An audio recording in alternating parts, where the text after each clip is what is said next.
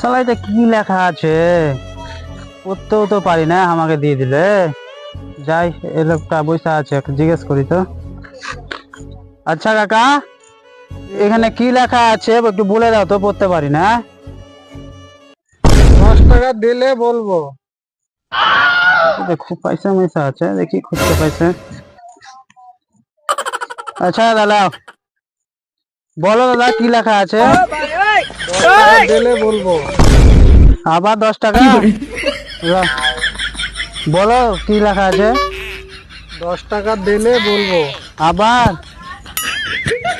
দাদা, আর পয়সা ময়সা নাই, এবার বলো কি লেখা আছে। 10 টাকা দিলে বলবো। আবে, তোকে আমি 10 টাকা দিতে দিতে আমি তো ভিখারি হয়ে যাবো বে। ওখানে বল কি লেখা আছে।